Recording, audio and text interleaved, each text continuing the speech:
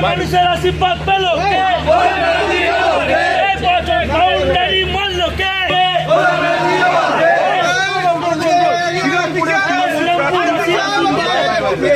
আমি একটু পিছিয়ে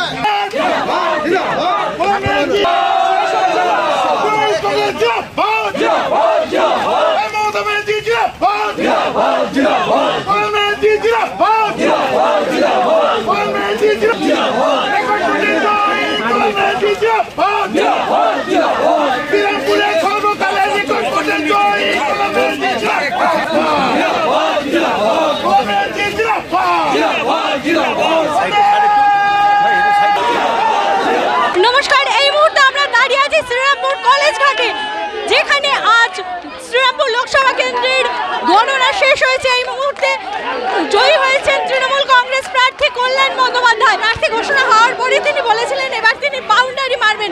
সত্যিই তিনি বাউন্ডারি মেরেছেন। এবারে প্রায় 1,87,000-এর বেশি ভোটে তিনি তার নিকটতম প্রতিদ্বন্দ্বী তথা প্রাক্তন জামাতা বিজেপি প্রার্থী কবির শঙ্কর বোসকে হারিয়ে চতুর্থবারের জন্য এই আসনটি জিতে নিলেন। আপনারা দেখতে পাচ্ছেন যে এখানে জয়ের উল্লাস। তৃণমূল কংগ্রেস কর্মী সমর্থকরা এখানে এসে উপস্থিত হয়েছেন সবুজ আবির মেখে। তারা এখন জয়ের উৎসব পালন করছেন।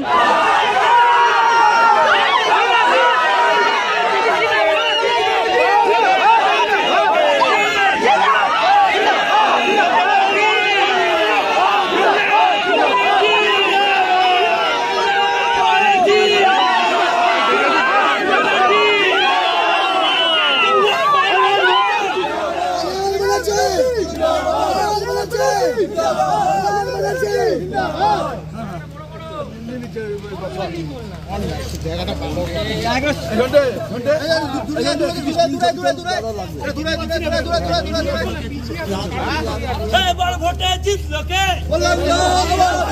এবার ভোটে জিতলো কে? মানুষের আশীর্বাদ পেল মানলো কে? প্রকাশ করি আমার শ্রীরামপুর পার্লামেন্টের সমস্ত মানুষের কাছে, যারা দুহাত ভরে আশীর্বাদ করেছেন, আমাকে আমার ওপর বিশ্বাস রেখেছেন, তাদের প্রতি আমার কৃতজ্ঞতা জানাই। তাদের জন্যই তো জিতেছি, তাদের প্রতি আমার কৃতজ্ঞতা জানাই। আমার কৃতজ্ঞতা জানাই আমার নেত্রী মমতা বন্দ্যোপাধ্যায়কে।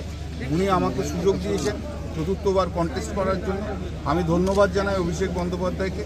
আর আমি আমার অন্তর থেকে আমার কৃতজ্ঞতা জানাই শ্রীরামপুর পার্লামেন্টের সমস্ত তৃণমূল কংগ্রেস কর্মী থেকে আরম্ভ করে, নেতৃত্ব থেকে আরম্ভ করে, তারা যেভাবে পরিশ্রম করেছে তাদের কাছে আমার কৃতজ্ঞতা। জয়ের মার্জিন 85,900। আর তারপরে ওই পোস্টালটা আছে, পোস্টালটাও বলছে আমি এগিয়ে আছি, আর নিতে পারছি না, টায়ার্ড হয়ে গেছি, পরে আসবো, এসে আবার মানে গতবার থেকে তো এবার মার্জিন অনেক বেশি হয়েছে। আমার রেকর্ড ছিল, মানে শ্রীরামপুরের পরপর আমি রেকর্ড করেছি। শ্রীরামপুরে প্রথম রেকর্ড করেছিলাম 1 লক্ষ ভোটে, 1,37,000 2009। তারপর রেকর্ড ছিল 2014 1,53,000, 52-53। 2019-এ 1 লক্ষর মতো ছিল, এবারে হচ্ছে 1,85,000। বললাম তো কোন ফ্যাক্টরটা কাজ করলো মূলত মনে হয়? মানুষ মমতা বন্দ্যোপাধ্যায়কে ভালোবাসে, হৃদয় থেকে ভালোবাসে, হৃদয় থেকে ভালোবাসে। এই ভালোবাসা কেউ সরাতে পারবে না।